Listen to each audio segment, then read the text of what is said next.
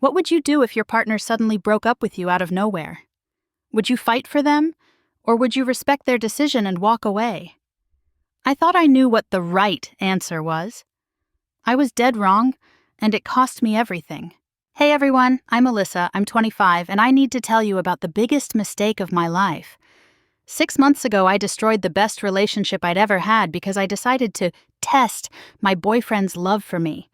Spoiler alert, he failed my test, but I failed at life. Let me paint you a picture of what I threw away. His name was Carter, and we'd been together for almost 2 years.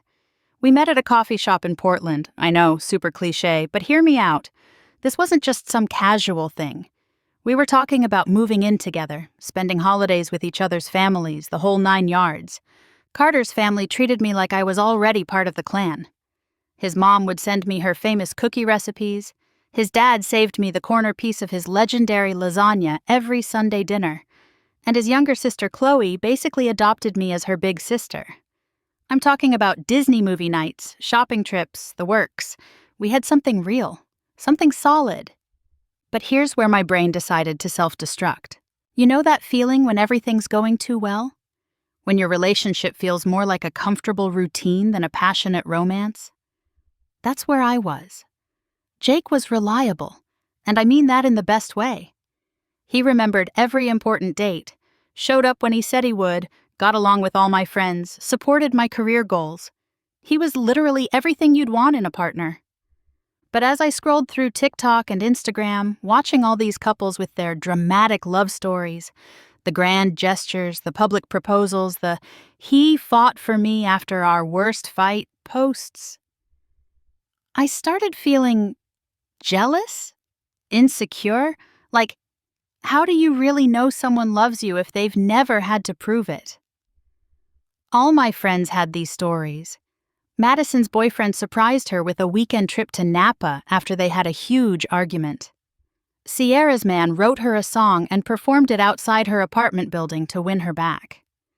Even my coworker Jessica had this whole saga about how her boyfriend showed up at her work with flowers after she threatened to break up with him. Meanwhile, Carter and I never fought. We communicated like adults. We handled disagreements with actual conversations. And suddenly that felt boring, wrong, like maybe he had it too easy with me. So I came up with what I thought was a brilliant plan. I would break up with Carter, not for real, obviously, just to see how he'd react. Would he fight for me? Would he show up at my apartment with flowers? Would he finally give me one of those dramatic romantic gestures I'd been craving? I picked a random Wednesday night in March. We'd just had the most normal, pleasant weekend together. Brunch, a hike, Netflix, and takeout. Nothing special, but nothing bad either. Perfect timing, I thought. The unexpectedness would really drive home how serious this was. I spent hours in front of my bathroom mirror practicing my speech. I needed to look sad but determined, heartbroken but resolute. I invited him over to my apartment in downtown Portland, convinced I was about to get the grand romantic gesture of my dreams. When Carter arrived, he was in such a good mood. He'd brought me my favorite Thai food from that place on Hawthorne, humming some song under his breath. He tried to kiss me hello like always, but I turned away so he only caught my cheek. "Carter, we need to talk," I said, using my most serious voice. "I've been thinking about us a lot lately, and I just don't think this is working anymore. I want to break up." Then I waited, for the shock, for the questions, for the desperate pleas to reconsider. In my mind, he was supposed to look devastated, maybe even cry a little. He'd ask what went wrong, tell me how much he loved me, insist we could work through whatever was bothering me. Instead, Carter just looked at me for what felt like forever. His expression went from confusion to something else, something calm and almost accepting. Then he said the 2 words that changed everything. "Okay, Alyssa." That's it, just "okay, Alyssa," like I'd asked him to pass the salt. I stared at him, waiting for more. But he just sat there, processing what I'd said. No tears, no begging, no "but why?" Just quiet acceptance. "That's it?" I finally blurted out. "Just okay?" He looked genuinely confused by my reaction. Well, if that's how you feel, I'm not going to try to change your mind. I respect your decision. Respect my decision? Who asked for respect? I wanted passion. I wanted him to fight for me. My face got hot with anger and embarrassment. This was not how this was supposed to go. So you're just going to walk away? After almost 2 years together? I meant that little to you? Now he looked really puzzled. Alyssa, you just said you wanted to break up. I'm trying to respect that. You're supposed to fight for me, I finally exploded, too frustrated to keep up the act. If you really loved me, you'd at least ask why or try to change my mind. That's when his whole expression shifted. I saw hurt flash across his face, then realization, then something that looked like disappointment. Wait, was this some kind of test? I couldn't admit it outright, but I was too rattled to deny it completely. I just thought if you really loved me, you'd want to know what went wrong instead of just accepting it. Carter stood up slowly, running his hands through his hair. Alyssa, relationships don't work like that. You can't just say you want to break up when you don't mean it and expect me to read your mind. He walked toward the door, and that's when panic set in. He was actually leaving. So that's it? I called after him. You're just going to walk away after everything we've been through?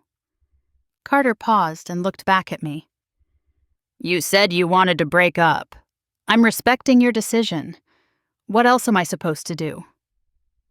In my desperation, I said something I immediately regretted. You're just a cold-hearted jerk who never really loved me at all. He just shook his head sadly. I'm not going to do this, Alyssa. When you're ready to have an honest conversation, let me know. But I don't play games. And then he left. He actually left. That night was the longest of my life. I kept checking my phone, jumping every time it buzzed, but it was never him. By morning, I was convinced his reaction proved I'd been right all along. He didn't love me enough. A man who truly loved a woman would never let her go that easily, right? But as days turned into weeks with no contact, reality started sinking in. He wasn't coming back. He wasn't going to show up at my door with flowers or blow up my phone begging for another chance. The worst part? I started hearing from his family. Chloe texted me asking what happened. Apparently, Carter had told them we broke up but didn't give details. His mom was devastated. She'd really loved me. Great. Now his whole family probably thought I was the villain. I immediately went into damage control mode, spinning the story to anyone who would listen. To my friends, I said Carter was emotionally unavailable and just walked away without a fight. To mutual friends, I hinted that there had been problems brewing for months. Each time, I positioned myself as the reasonable one while painting Carter as cold and indifferent. But not everyone bought it. My friend Zoe, who'd always been brutally honest, called me out. Did you actually want to break up with him, or was this some kind of test? It's not wrong to want someone to fight for you, I texted back defensively. No, but it is wrong to manipulate someone like that, she shot back. If you wanted more romance or reassurance, you should have just told him. When Chloe found out the truth, she was furious. Do you have any idea how manipulative that is? She said during a phone call that ended with her hanging up on me. To end a relationship you don't actually want to end just to test someone's reaction? As weeks passed with no word from Carter, I doubled down on social media. I posted carefully curated photos of nights out with friends, new outfits, fancy brunches, all designed to show Carter, who still followed me, that I was thriving without him. Meanwhile, I was stalking his profiles obsessively, looking for any sign he was miserable. But his posts remained frustratingly normal. Work updates, hiking trips with friends, photos of new recipes he was trying. No sad song lyrics, no melancholy quotes, nothing to indicate he was pining for me. 1 month after our breakup, mutual friends would tell me they'd seen him around Portland. He seems good, they'd say. Or worse.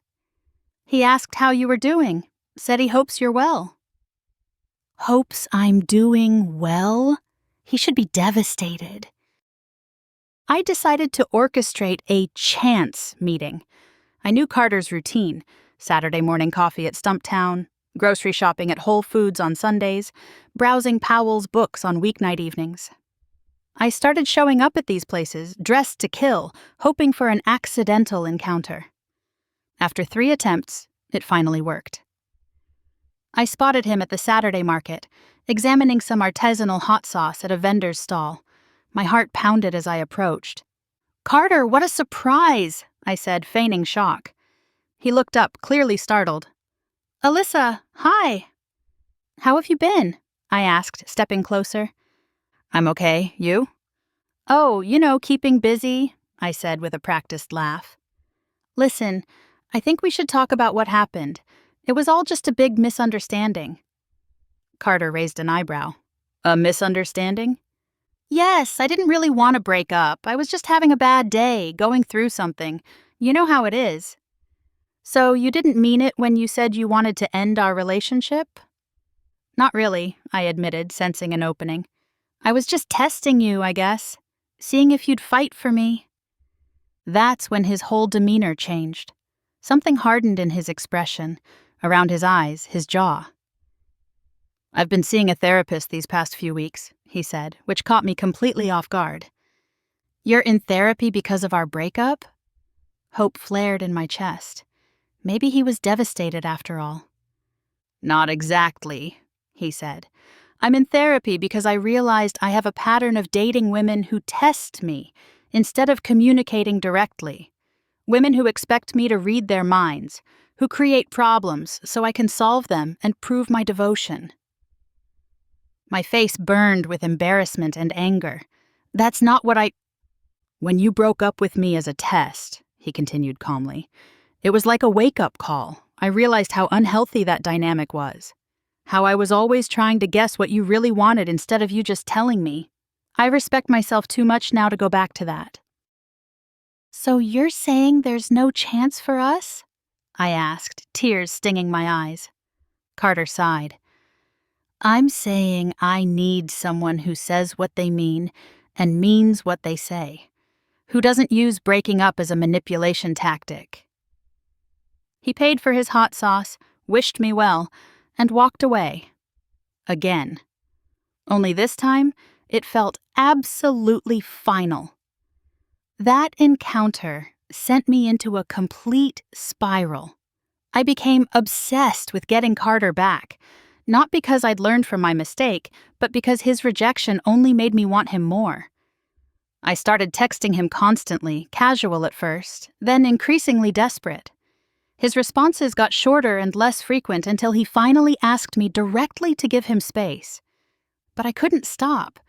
I convinced myself that persistence was key, that if I showed him how much I cared, he'd have to take me back. I showed up at his work to congratulate him on a promotion I'd heard about through mutual friends. It was a disaster. I made a scene in front of his colleagues, and he threatened to get a restraining order if I didn't leave him alone. The breaking point came 6 months after our original breakup.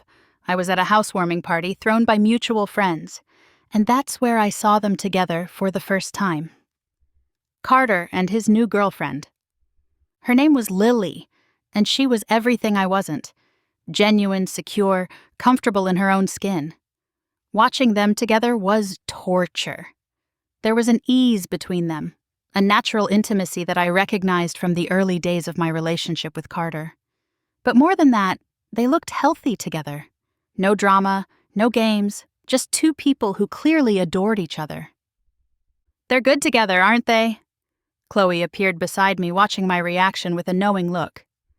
"I guess," I managed. "He's happy," she said. "Happier than I've seen him in a long time." The implication hung heavy in the air. Happier than when he was with me. That's when she dropped the bomb. "Oh, and just so you know, the whole story came out about your little test. Everyone knows why you 2 really broke up." My stomach dropped. "What do you mean?" "Your manipulation," she said bluntly. "How you broke up with him just to see if he'd fight for you. I told Taylor months ago, and you know how news travels." Horror washed over me as I realized why people at the party had been giving me strange looks. They all knew. I was the toxic ex who played mind games. As Carter and Lily prepared to leave, they passed near me. She smiled politely. She had no idea who I was. Carter's eyes met mine for a brief moment, and I saw no anger, no resentment, not even discomfort. Just complete indifference. I had become a stranger to him. That night marked the beginning of my social exile. Invitations stopped coming. Friends became busy when I suggested hanging out. My reputation for manipulation had spread, cementing my status as someone who couldn't be trusted. The consequences followed me everywhere. At work, my pattern of deception extended to other areas, taking credit for colleagues' ideas, lying about deadlines. My manager called me out during a performance review. "There's a concerning pattern here, Emma.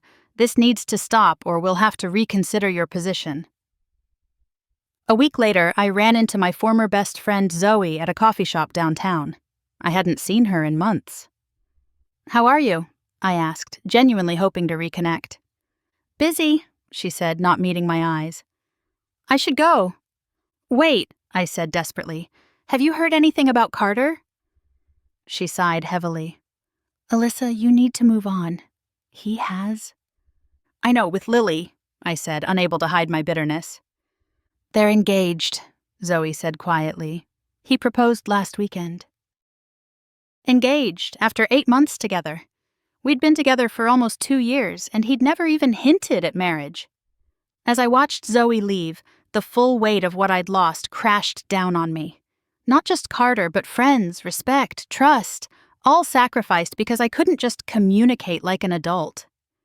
And here's the thing that kills me. Even now, 6 months later, part of me still thinks if Carter had just understood what I really meant, if he hadn't overreacted, if he'd given me a second chance, maybe things would be different. But deep down, I know the truth. My test wasn't harmless. It was manipulative. It revealed more about my character than his. And the consequences I'm facing, the loneliness, the damaged reputation, the lost relationships, are entirely of my own making. So here I am, watching from the sidelines as life goes on without me. Carter is building a future with Lily. My friends have moved on to healthier relationships. My career has stalled because my reputation for dishonesty follows me everywhere. All because I broke up with him just to see if he'd fight for me. He didn't ask why, he just walked away. And it turned out to be the smartest thing he could have done. For him, not for me. Never for me. The lesson? If you want to know if someone loves you, don't test them. Ask them, talk to them. Communicate like the adult you claim to be. Because games might seem fun when you're winning, but the house always wins in the end, and sometimes the price of playing is everything you actually wanted to keep.